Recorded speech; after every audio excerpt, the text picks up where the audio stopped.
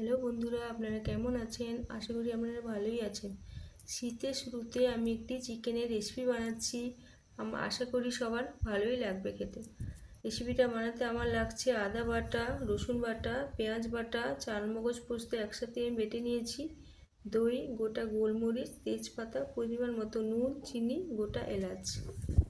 চিকেনটা ভালো করে ধুয়ে আমি নুন, আদা বাটা, রসুন বাটা, গোটা কাঁচা লঙ্কা, দই দিয়ে ম্যারিনেট করে আধ ঘন্টা মতো ঢাকা দিয়ে রেখে দেব।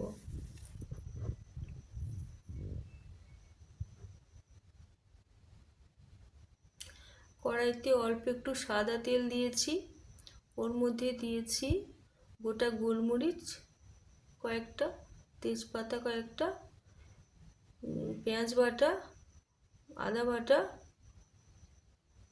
রসুন বাটা দিয়ে একটু নাড়াচাড়া করব। একটু জল দেবো এর মধ্যে, যাতে মশলাটা কড়াইতে লেগে না যায়।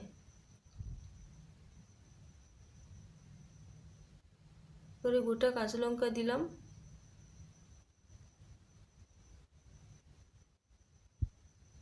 অল্প একটু নুন দিলাম, পেঁয়াজটা যাতে তাড়াতাড়ি গলে যায় ওই জন্য। এবার দিচ্ছি দই। দই দিয়ে 2-4 মিনিট আমি নাড়াচাড়া করব। এরপর আমি দিচ্ছি চালমগজ পোস্ত, যেটা একসাথে বেটে রেখেছিলাম ওটা দেওয়ার পর কিছুক্ষণ পর আপনি দেখুন বেশ সুন্দর গ্রেভি হয়েছে। আর অল্প একটু চিনিও দিলাম, চিনি দিলেও হয়, না দিলেও হয়।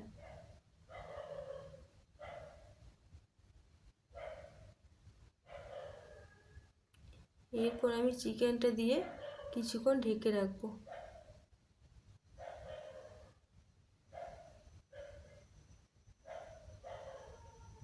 সেদ্ধ হওয়ার জন্য কিছুটা সময় আপনাকে দিতে হবে।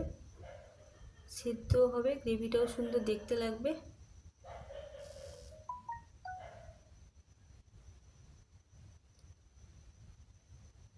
গ্রেভিটা ঠিকঠাক হলে আমি কয়েকটা এলাচ দেব। এরপরে রান্নাটা রেডি হয়ে যাবে। রান্না করে দেখুন, ভালোই লাগবে খেতে।